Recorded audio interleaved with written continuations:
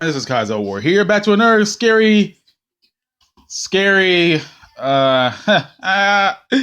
you guys think these are scary, then you gotta bug up your butt somehow.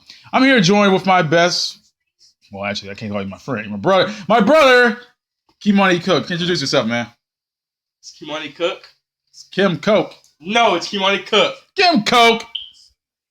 Sorry. But anyway, okay, turn it down a little bit more. Right. Yeah. Okay, so we're going to introduce Pokemon Dark. Well, it doesn't say Pokemon, but it's I'm taking a guess. It's called Dark Crystal version. For that game to be released. Oh yeah, let's see how good this is going to be. Okay. Now new rules and what I'm gonna do. I'm gonna have to read a paragraph before I start getting criticized because I can't just stop in the middle of sentences all the time and do it. So what I'm gonna do is just criticize the paragraph first, and then do whatever afterwards. I'm just your average 21-year-old she nerd. Oh my God. I go no, shut up. Come on, wait till the sentence is over. Wait till the paragraph's over. I go to work, I come home, and I play my video games to relax. But all the games I've played, my favorite is Pokemon Crystal, or at least it was. My original Crystal has long since died. The battery drained over the years while I played the newer games in the series. Now, the only problem I have with this sentence so far is that she called herself a she nerd. That is like, this is an okay beginning paragraph. I am fine with this. I'm literally fine with this. It's not BS as the other ones. Surprisingly enough, I read one that wasn't pure dumpster fire. All right, wait. How come when Creepypasta always talk about video games, they always have to say it died? Like, what can they just say? It doesn't work anymore. No, it's Crystal because Crystal had that bad eternal battery, so you couldn't play it anymore. Oh, like us when we tried to. Oh, yeah. Okay, I see. Yeah, I had a problem because the battery wears out over time. Okay. As such, a few months ago, I got the itch to play through Johto again. Now I have Soul Silver, and it's a wonderful game. It does its namesake justice, but even so, it doesn't hold the sense of nostalgia that Crystal does for me. So I decided to look for a used copy at Amazon. I don't trust eBay. Okay, so here we go. We're starting to dive into the crap now where you gotta find the cursed game online. But yeah, this person who was typing this down is actually doing a pretty good job of actually not making me angry so far. Pinky Pie's face, dude. So Crystal being such a famous and well-loved game, it's usually really expensive these days, even used. Knowing this, the fact that I managed to find one for about $10 should have tipped off to me that this is a game wasn't what it appeared to be. But as it was, I just figured that the worst the battery would be drained. No big deal, after I had thrown away my old cartridge before I'd known this. It's actually not that hard to replace the battery in the cartridge, so I could easily afford a new one. So I bought the game and casually played Soul Silver to take the edge off while I wait to arrive. Okay, so this first is actually starting. It's actually not so bad so far, although I got a problem. Actually, I don't have a real problem so far. Although I feel like, we obviously know that, get this cartridge offline, there's obviously something wrong with it. What's that for? I don't know. It's just copy. And then... I don't know. Okay, it's like a misunderstanding. After 5 days later, I had it, and I was feeling that childlike excitement you always feel when you're opening a present. Of course, I knew what was in this package, but that didn't lessen it any. There was nothing out of sorts about the cartridge. Even the label was still on it. Granted, it was starting to fade in places for being used so much. I slid into my old blue SP and flicked the on switch. The on switch. The game started out normally, same mini-movie with Suicune and Unknown, until it showed the title screen. Pokemon Dark Crystal version. Well, that explained why it was so cheap. It was a hack. So much for my nostalgia trip. But I've always been a curious person, and I've played hacks before. Maybe this one might be one of the better ones. Might as well make the most of it. Yeah. At least this story to give you the dumb excuse of, oh my god, I get this urge to play the game! You can't stop. It's like, all these bad things are happening, but I can't stop it! Like, all that crap. I pressed A to continue at the start of the screen. There was no previous file, which was fine with me. I never cared what other people did, and in this game's case, I didn't want to know anything with the alternate story to be spoiled before I played it myself. I pressed new game. This tip started the typical, are you a boy or a girl question. I picked girl, and rather than go into Oak's speech about the world of Pokemon, it went straight to asking me my name. I tapped in Celeste. Celestia? Da da da da da da. Yeah, I know. The game started what appeared to be a grassy area outside the Mount Silver Cave, in front of the Pokemon Center. The typical protagonist sprite wasn't visible, and there was no other sprites around anywhere. I tried pressing a few buttons that attempted to move, but nothing happened. Suddenly, two sprites walked in the frame from the direction of the entrance to the Mount Silver area and stopped in front of the cave. One was a generic boy sprite. One is generic boy sprite like the ones in the youngsters, except his hair was red. The other was a female protagonist sprite. Me, apparently, as a text box popped up. Celeste says, Cole, we shouldn't be here. It's too dangerous. Don't be such a baby. Besides, Odairu could be anything. Well, I guess it's Odairu is a Pokemon that has been named by the protagonist. And if not, then I just say, Odairu! Go get him, Odairu! Whatever. Cole started to walk toward the cave, and suddenly a generic Pokemon sprite appeared out of the grass behind me and slammed into me. Knocking me forward once, but he should put the words like behind me, slammed into me, knocking me. It's bothering me. Behind my sprite and Cole's turn to look at it, exclamation marks appeared above our heads. An Ursaring cry sounded, and I was drawn to a battle with level 5 Ursaring. God dang Ursarings. At this point, I assumed control. I had no Pokemon, and when I attempted to run it, it said, can't escape. My only choice was to fight, and I only had one move, struggle. Of course, your only move is struggle. What other move would it be, man? Struggle. Curse. Self-destruct. We'll get the moves right. Yeah. It's like struggle. Curse. Self-destruct. Destiny Bond. Stuff like that. Yeah. I used it, though I had no health bar, and managed to damage the Ursaring slightly. The Ursaring didn't attack me back. Instead, my back sprite slid out of the frame like it does when you sit down a Pokemon. A Feraligatr slid in the frame in my place with the message, Odairu wants to fight. Odairu the Feraligatr! That makes a lot of sense.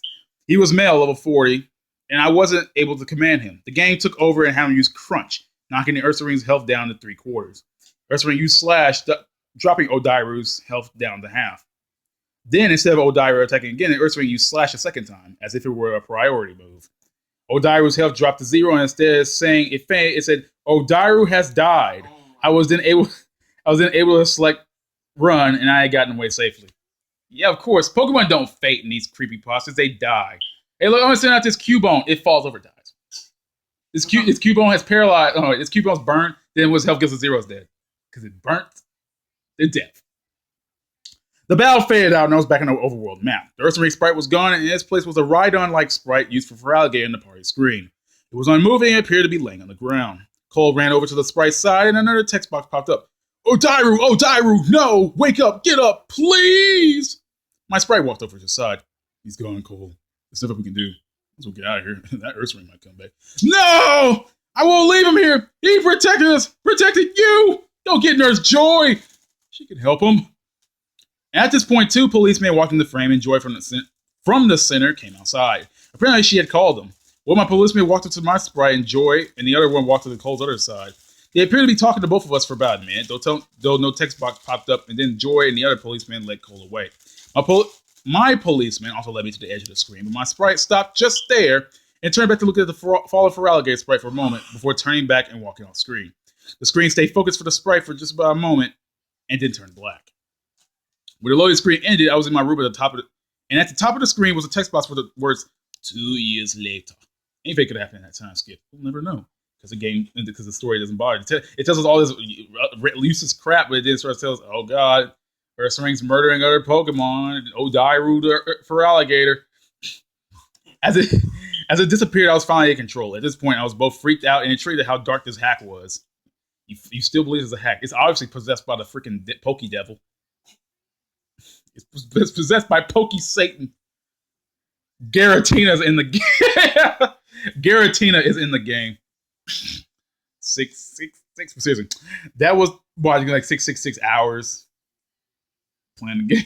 But that was only about the first few minutes. Ready to start playing the game proper, I walked down the stairs to see what awaited me there.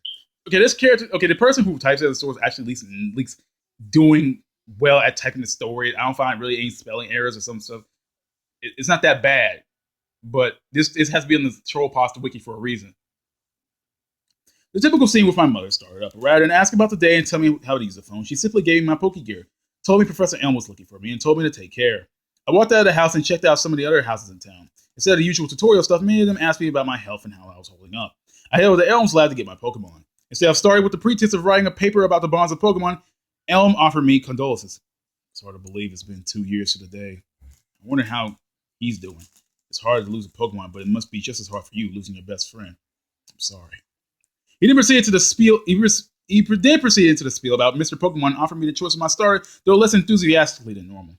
I chose a Cyndaquil that ended up being female, and I named her Fiora. Elm gave me his number and sent me on my way. Man, this is just like, nothing's happening other than the crap we know already. It's like an anime. It's like I'm reading the game itself, but I'm halfway through the story, so I might as well keep going. The mystery egg quest proceeded as normal until I got to the point where you fight your rival for the first time. His dialogue started as normal enough, but after saying that my Pokemon was a waste on a whip like me, he said, "You don't deserve that Pokemon. You don't deserve any Pokemon. I'll show you what I mean." The battle proceeded from there. I won easily as Fior was level 12. You freaking overpowered son of a Mia! Afterward, rather than saying that who he was and claiming that he would be the greatest trainer ever, he said, "So you won this time. But how long will that last?" And walked away. Ooh, something's bad's going to happen. I returned to New Bart Town and went to the lab. The policeman was there as usual, and he asked about the trainer with the stolen Pokemon. But when I cited the rival's name was Cole, because from the altered dialogue, it was obvious who the red-headed trainer was supposed to be. The policeman replied, "Cole? As in the young man you were with at Mount Silver 2 years ago? That's not possible. He's locked up in an insane asylum in Kanto. You must be mistaken." Wow, that guy, man, what happened to him? Just because I don't know what happened. I don't even care. Here, Ellen chimed in, "Celeste, it's been a hard day for you. I know, but that boy couldn't have been Cole. I saw his face. It wasn't him." The policeman left after assuring me us that we keep a lookout for this suspicious individual. Elm asked about Mr. Pokemon's discovery. I don't know if this is overwhelmingly boring to read. There's so much in it.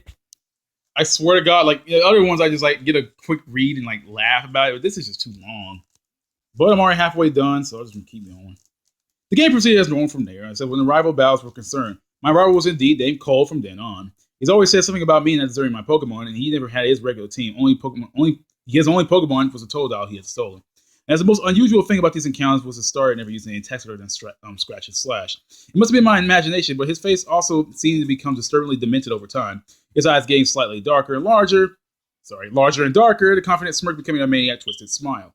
Wow. You mean like the Cole in the insane asylum? Let me guess. Cole escaped from the insane asylum, became Silver, stole Totodile, and went on his way. I pretty much just told the freaking end of the plot. Eventually, I beat the Elite Four and moved on to defeat the Kanto gym leaders. I always defeat the Kanto gym leaders in the original order. It adds to the nostalgia for me. So after being Brock, grabbing the silver wing from the old man in town, I headed to Mount Moon.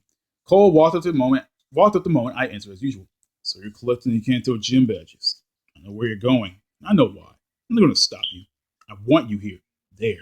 There you will finally pay what you've done to me." After the battle, "Again, you've won. It doesn't matter. This is the last time." I was nervous now. Normally, this was the last battle with your rival in the story after you occasionally battle in the Pokemon League. Apparently, the creator had one more encounter. An encounter I wasn't eager to face, having read many Pokemon Creepypastas. Oh my God! What? An encounter I wasn't eager to face, having read many Pokemon Creepypastas and knowing how these fates never end well. And that's where you kill the story. What she was typing out, she was doing fine. She was doing relatively okay. It was garbage, but she was doing okay until she mentioned Pokemon Creepypastas. So now we know what her intent is now. She ruined the whole thing just by saying that. Oh my freaking God. Why you had to bring Creepypastas in this? Like, why mention that? You already ruined the story by mentioning Creepypastas. I continued to Kanto collecting badges. I lingered as long as I could, trying to delay the inevitable, but I knew I had to go to Mount Silver and face him eventually. Steeling myself against a knot in fear in my stomach, I flew to Victory Road and headed to the entrance of Mount Silver. The first thing I noticed was there was no music. The epic theme that usually accompanied this area was silent, and my radio wasn't working either. The area also seemed to be darker than usual. The colors washed out. I kept moving and finally reached the spot from the beginning of the game. Cole was standing there facing a tombstone like the ones in the Pokemon Tower. It was in the space where Odairu's sprite had been. The game took control of my character from here as the cutscene started. "So you came. I was afraid you wouldn't, but then you will only been known to shirk your duties as a best friend once." He turned around. "One mistake, but it was the worst one you could have made. You were so weak, so selfish. You let my very first Pokemon, my best friend after you, die, just so you could save your own pitiful life." He took a step forward. "It's unforgivable. Odairu, my Odairu, died protecting you. And when I asked you to get help for him, when I asked you to try to save him, you were only concerned about your own safety. You told me to run away and just leave him lying there. Someone like you doesn't deserve to have Pokemon, so I'm going to punish you. I'm going to make you pay for taking Odairu's life. But no, I shouldn't say that I'll be the one to punish you. Better than the one who took the hit return the blow. Odairu will do it himself, and then he will be with me forever." This guy's being yandere over his own Feraligatr. That didn't sound right. But hey, I'll be mad too if my Pokemon died. I mean, I love these guys. The time has come. Oh, wait. My bad. I skipped a sentence. Wait, what? When he said, no! I went back a page by accident.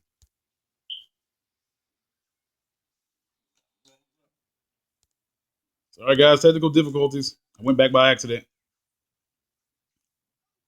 Let me scroll back. I went back by accident. I hit the wrong thing. I don't want to start all over because of that. I messed up. I hit the back button when I was trying to do this.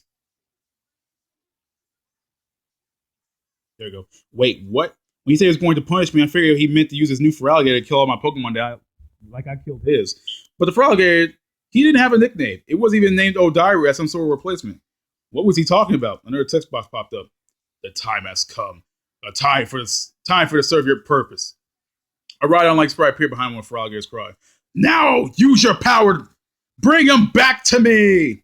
It was a garbled screeching sound that made me nearly drop my SP, and a second sprite joined the first one. It was a simple pixelated brown square. I shuddered. Oh god, the brown square. No way. They didn't exist in the second generation.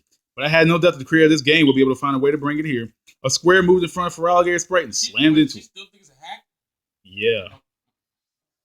I would have known the game's like possessed by the spirit of Odairu. And I got now because of this, I gotta look at what the heck Odairu is. I swear to God, if it's the Japanese name of Feraligatr, I'm gonna lose it. This ain't had nothing to do with Higurashi money. The square moved in front of Feraligatr's sprite, slammed into it, pushing him into the space with the tombstone. There was a second piercing screech. Then there was only one sprite, a slightly pixelated Rhydon one. Odairu, get rid of her! The Rhydon sprite approached me and about started. The thing that was my opponent was grotesque. Instead of a crystal sprite, it was a silver version sprite with no eyes, no white markings, and there's patches of glitch pixels all over it. Glitch pixels. It looked half melted. There was no ridges to it, and his cry was a screechy, garbled version of Feraligatr cry. It was level 100, and his name was exclamation mark, question mark, U. Like the word Odairu. I sent out my Electabuzz live wire, nobody cares, and had her use Thunder Punch, nobody cares, taking out a fifth of his health. O-D-A exclamation. I won't say Odairu, screw it. Odairu used Slash, taking her out instantly. Livewire has died! One by one, I sent out each of my Pokemon. One by one, it killed them. Until the one I have left was Fiora. Oh, wait, was it Fiora? That's Cyndaquil? That's probably a Typhlosion now? Because Typhlosion is beast as heck. My hands were shaking as I sent her out. She was my strongest Pokemon at level 100. I had to take her over to the Viridian training house every day. Odairu used Slash, cutting down a quarter of her health. I had her use Earthquake doing... Oh, yeah, I forgot she was playing Soul Silk. Wait, no, she wasn't. I'm stupid. She had her use Earthquake doing a safe fade to it. At this point, I was down in half on all the single hits my Pokemon took. They managed to score before they died. I carried a faint hope that she would win. I used Thunder Punch. His health fell to 5th. Odairu used Slash, a critical hit. Fiora held on by a sliver. It attacked again. Fiora has died! My back sprite slid onto the screen. Run. Can't escape. Fight. Struggle. Odairu used Slash. Celeste white out. No Celeste died? No, this is still going. I'm almost done. The battle screen faded. My sprite laid on the ground. I tried to move, pressing all buttons, but nothing happened. The glitchy Rhydon sprite stood in front of me, and Cole walked up beside him. Goodbye, my friend. Let's go, Daru. The garbled Feraligatr sprite sang again, and the two walked off the screen. The screen stayed focused on my sprite for a moment more, then turned black. And that was it. Wait. This dude's gonna kill all our Pokemon and then say goodbye, my friend. I don't even know what to say about this dude. Like, it was I could tell at the end of the story, but like, she gave up. Yeah, the character, like, she started to skill because she started to actually talk about the whole Pokemon thing. And it's like she just gave up. Yeah, she pretty much just started to give up on doing this. I don't even know what to say. This was actually overwhelmingly boring. Usually some creepypasta that's like some surprise, like, oh god, but pretty much it amounts to 2 trainers. Like, there was a Feraligatr, they protected it, and he died by Ursaring. And it was the Ursaring that killed. So she didn't want to get help, right? Yeah, she couldn't get help because they had tried to make the Pokemon serve because they were injured.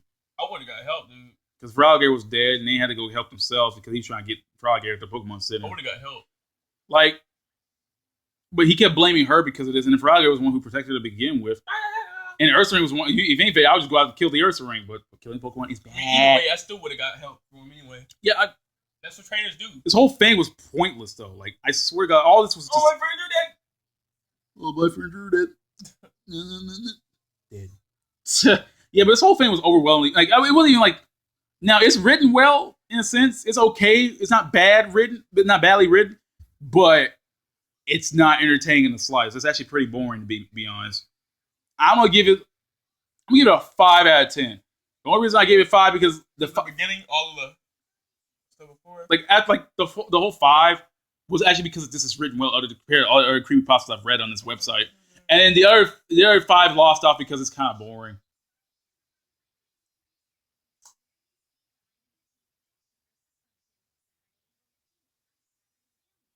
But yeah, it's actually pretty lackluster. It's not really entertaining. It's not scary in the slightest. And if I had to say "Oh Diary" one more time, I'm just gonna flip a table. So I think that's the end of that, guys. I will see you all next time. Please subscribe to. No, shut up. Say goodbye. All right, goodbye, guys. Yeah, please. Be nice enough to say goodbye, and I will see you all next time.